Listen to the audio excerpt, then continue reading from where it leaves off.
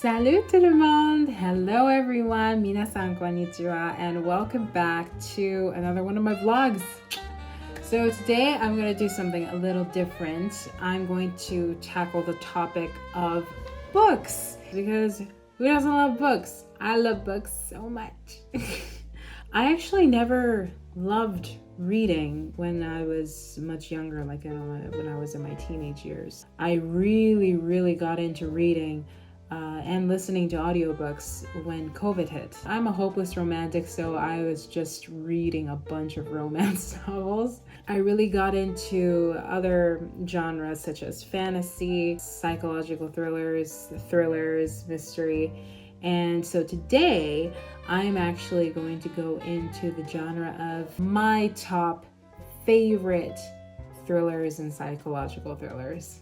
So let's get started.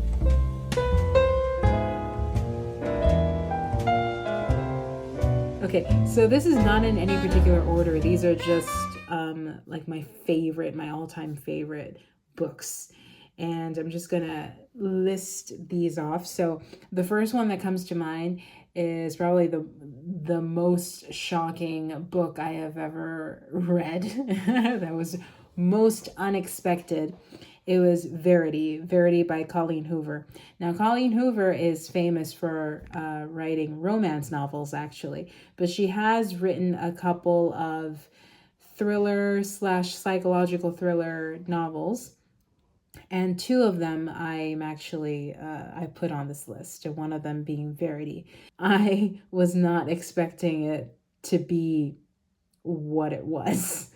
I actually listened to this book a long time ago, but I still remember it well because I really did enjoy it, and I recommend you definitely read this book. I will say this though, because there is no warning at the beginning of the book. This particular theme in the story, like some scenes in the story, I definitely was not expecting. I think it's sort of spoiler, so if you don't want to hear this part, I suggest you just skip ahead. But some scenes deal with child abuse, but it's kind of graphic at times, but it's more like physical abuse. It's not throughout the whole book, it's just a couple of scenes. It's kind of hard to read and get through. So I'll just warn you about that. Also, if you're not comfortable reading explicit sexual scenes, but man, I absolutely loved this book, but I will never read it again. But it's a 5 out of 5. All right, next up, Layla. Layla is another Colleen Hoover book, and this one I rated a 4 out of 5. It was a really good book. It was very good. It actually scared me. It was very chilling and scary because, especially at the beginning, because you have kind of supernatural themes in it a little bit. I don't want to spoil anything, but the ending is just mind-blowing. It's like, wow. I didn't want to tell you anything about Verity, but I will give you like the premise of the story of Layla.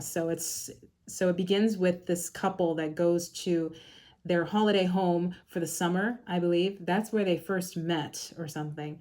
And things really changed after the couple experienced a serious accident, especially the wife. And the wife severely changed after the accident. She's depressed. She keeps to herself. She doesn't say much. She always seems frustrated, not there. And so that made the husband depressed as well. And then that created this rift between the two. They tried to work through their marital problems by taking a break from their daily life and spending time in the place where they first fell in love. So they try to give each other a chance. But things kind of happen to the wife. The husband notices. And it's kind of spooky. But it gets so interesting. I really love that book. It was great. You know, that's a very underrated Colleen Hoover novel that not many people talk about. That's a very good book. Yes, 4 out of 5 stars. Okay, third one, Behind Her Eyes by Sarah Pinborough. Pinborough. I don't know how to pronounce her name. It was actually a very slow start. It was a slow beginning. This book was recommended to me by my mom. My mom recommended to me and my friend because we were kind of doing this little mini book club thing between us. And then so we were trying to find the next novel. And my mom was listening to this audiobook and she said, you know what? I think you and your friend are going to really love this. So, and she was right. It was really good. It just started off very slow, but once you get to a certain point, then, you know, things pick up and then it just makes you wonder, what is happening? What is happening? And this one too, it has a little bit of a, I wouldn't say supernatural themes, but kind of fantasy type. I mean, things that are definitely not realistic, but man, you just have to read it. It's about this woman. She's a single mother. She meets this young man one day, I think at a bar, and they really hit it off. But she finds out eventually that he's married. Ugh. But anyway, between the married man and his present wife, obviously they're having problems, and the wife is just, there's something with the wife. It's always the woman. It's always the wife. There's something always wrong with the wife with these books. But anyway, there's something wrong with his wife, but his wife is very beautiful, very gorgeous, blonde, tall, slim, but you know, they have serious problems. And the main character, the woman, the single mother, she kind of gets involved not only with the husband, but also with the wife. But the single mother kind of feels bad for the wife, I think, because she notices that she's having problems. The wife, yeah. Things just spiral out of control like from the middle. So if you're interested in this book, which I do really highly recommend this because I gave it a 5 out of 5 because how it turned out, you have to really try and get through the first half of the book, and then the second half just really picks up from there. Okay, next one is very popular right now. It's called The Housemaid by Freida McFadden. Freida McFadden and I have a love and hate relationship, man. Sometimes I'm just not a fan of some of her books, but then sometimes she just writes really great ones. And one of them is The Housemaid, and it's the most popular one. They're making a movie with Amanda Seyfried and Sydney Sweeney, I believe. And that one was a good one. It's about this young woman. She just got out of prison. She's trying to find a job, obviously. And she gets a job as a housemaid for his family. And after a while, you know, working there, she notices strange things that are happening in the family, especially, again, with the wife. Like, the wife is a bit creepy, irrational, unreasonable, unfair. And she's kind of crazy, you know, with things that, you know, she says or she asks of her to do, the young woman. She also notices some weird things about the daughter. But then, you know, things unravel in the middle. I gave it a 4 out of 5. Okay, and the next one is also by Freida McFadden. And this one, in my opinion, is her best book. Because I was just like, what? It's called The Boyfriend. So this one is about a young woman. She just broke up with her boyfriend and they were quite serious, but things didn't work out, obviously. And she has 2 best friends. Both of them are women. And one of them lives in the same apartment building as her. And she's just trying to, you know, go on dates. This, you know, the main character, she's trying to go on dates. And her mom is pressuring her a lot. She goes on this date one night. She's not really feeling it, but she kind of feels bad for turning him down and then saying, you know what, I have to go. So she tries to walk home, but he keeps following her. You know, she's just really not into him, but he was very pushy. And then he got physical with her. Like, he tried to get physical with her. There was another young guy walking nearby, and then he kind of comes to the rescue, and then he shoos off the weirdo. And so the young woman looks at him, and then he's this just gorgeous, drop dead gorgeous young guy. And so she's like, oh my gosh, you know, Prince Charming. But things don't really escalate. So he leaves, and then she's like, ah, missed opportunity. So a few weeks go by. She's at a cafe, and then she sees him again. And then so they recognize each other. Things kick off from there. And then so they go on a few dates, And then suddenly she hears that one of her best friends is murdered in her apartment. That's just super out of the blue. And so, she and her other best friend, they're heartbroken, they're shocked, they don't know what to do, they don't know who did it. It was just so sudden. So the main character tries to piece together all these things that are, that led to her murder, and is trying to figure out who was behind it, right? And she also may be in danger of being the next victim, blah, blah, blah, blah, blah. And so in this story, it goes kind of back and forth between the present, her present, and a different character's past. And so the beginning of the book, actually, the prologue starts off with the different characters' past. And it's from a young man's point of view. And so you don't know who this young man is yet.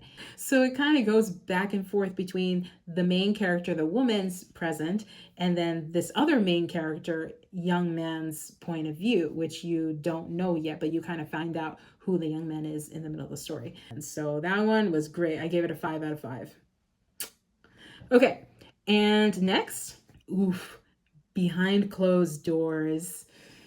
Oh, talk about chilling, slightly horror-ish.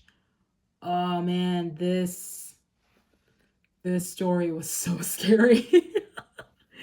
Now, like the Sarah Pinborough story, Behind Her Eyes, you have to get through the first few chapters of this particular book as well, because it's a little slow. It's a very slow beginning, but you have to get through the first few chapters. If you're patient enough and you get through the first few chapters, once you get to the wedding scene in this book, everything just kicks off from there. And when I tell you, I got so scared, I almost quit the story because it was so quiet. I was rooting for the main girl. I felt so bad for her, man. But it's about this young woman. She has a younger sister with a disability, and they're originally from Australia, if I can remember. It's been a while.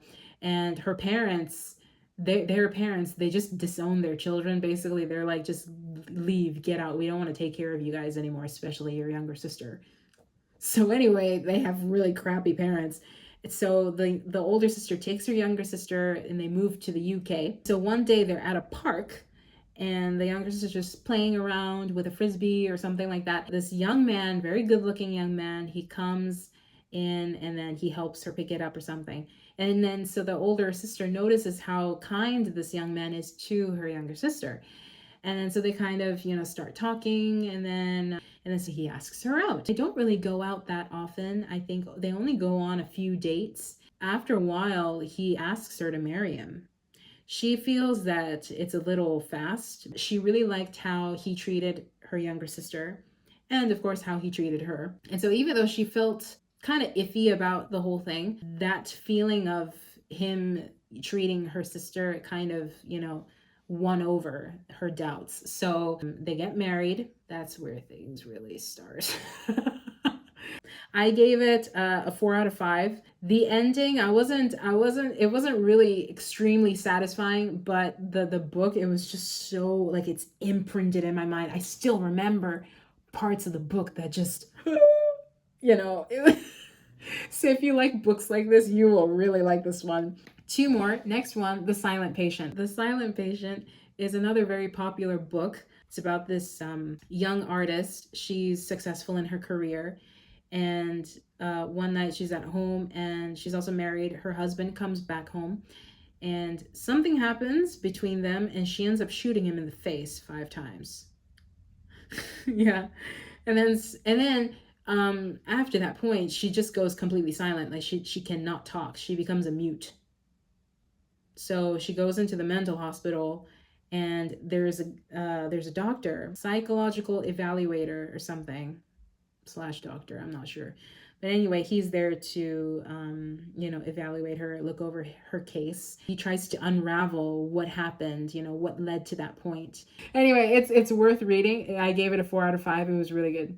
Okay, and the last one has got to be one of my all-time favorites, because actually this author, her name is Penelope Sky. She usually writes dark romances, and actually her book's the first dark romance book I have ever read. But this one, I think, is the only one that's thriller themed because it's not so heavily romance themed. Like there sort of is romance, kind of, like towards the end, but woo, this one was good. It's called The Chateau, and it's a series. It's so good. I loved this so much. I read it, I think, in one day, maybe. I couldn't stop. I couldn't stop reading this. And it's about this young woman. She moves to Paris from the United States, and she's making a new life there. And her younger sister is still in the United States, but she's not really having a great life there. She's kind of getting into trouble, things like that.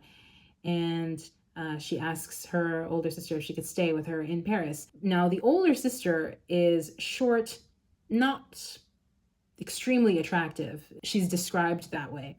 But her younger sister is the tall, slim, really gorgeous one. If the older sister has a date and then, the guy is interested in her, if he takes one look at her younger sister, his attention will shift to her automatically. That's how she's described. That's how they're both described. So one day the older sister is leaving the apartment and she notices like two men or a man that's not too far away from their apartment building, just looking at the building and also looking at her.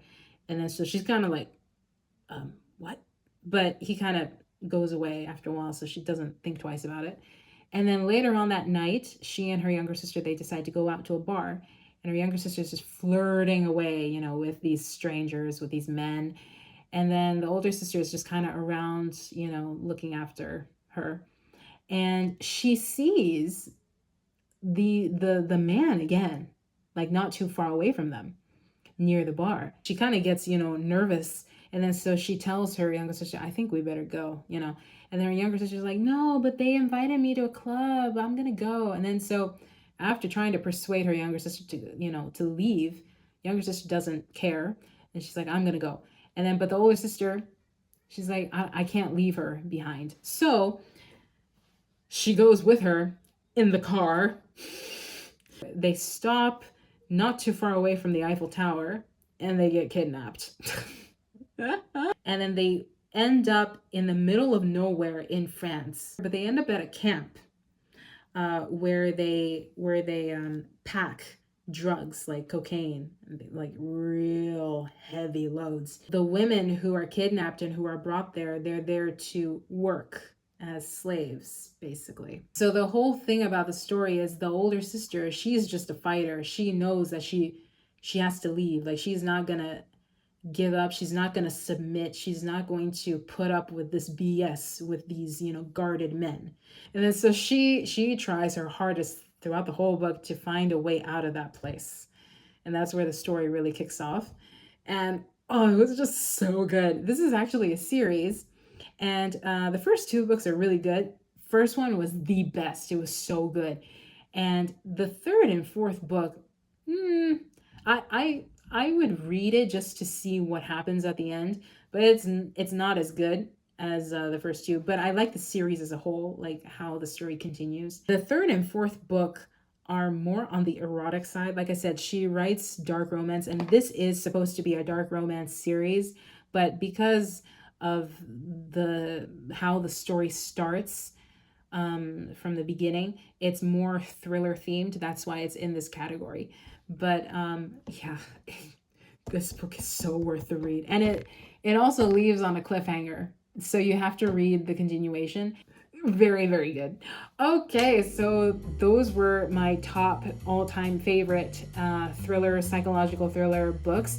If you have any recommendations yourself, or if you have any opinions on the books that I talked about today, please feel free to comment or share your opinion. Tell me what you thought of them. Yeah, I would love to hear everything. Thank you guys so much for sticking around. Bye.